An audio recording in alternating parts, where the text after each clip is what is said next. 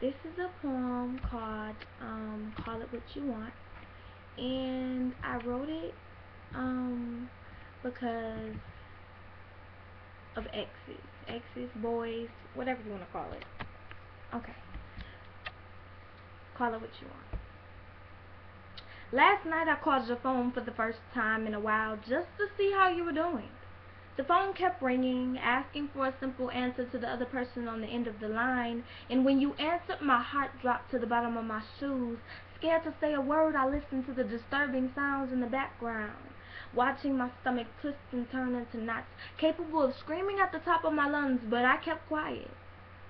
Listening to the other girl giggle in my place of absence, my mind went 10 different places as in those 3 minutes I wasted my time calling you, not able to say anything whatsoever, caught into a daze.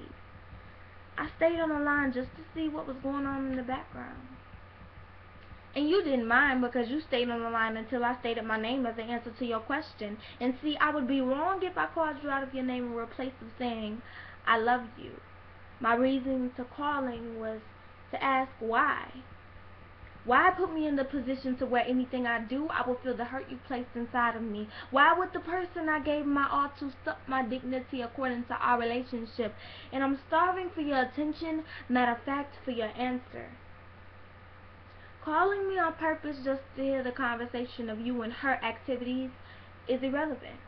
And posting ignorant paragraphs about me on your blog makes no sense. But when it all comes crashing down, I'm wrong. Wrong for carrying your heart down 40 football fields. Wrong for waiting up late nights until you called me back just to make sure you walk in the door in one piece. Wrong for not paying any attention to the other men who constantly would have caught my eye if I was single. Wrong for wanting to cut off my whole circulation if I had to give it to you. Was I wrong or was I right? To me, I call that love. Something you could understand in my mind but not in reality. Did you even appreciate the long talks I'd have with you, repeating the phrase, I love you, while you text in my face having the audacity to ask me what I said again? I was strong on my own. Strong enough to fight the ridiculous choices you made, blaming it all on me. Strong enough to walk past you when I found out you were cheating and had the courage to call me your woman. You looked me in the eyes and told me the same thing every day. You, my only, one and only love, love one and only one to love. But it never occurred to you that I would give my last breath to you if I had to. I guess these years of commitment, tears, hard work, loyalty, and striving was just a show. A show to show me that you could never show love. Love to keep me on my feet instead of your hands in replace of that. Love to love me unconditionally within the boundaries of your heart and not mine. Love to have long conversations through the night dreaming we were next to each other. Love to call you mine and I will be yours. But I guess that fantasy world can only be purchased within my boundaries, within my unlimited mind of the world, tucking our relationship in your back pocket as if it was an unwanted business card.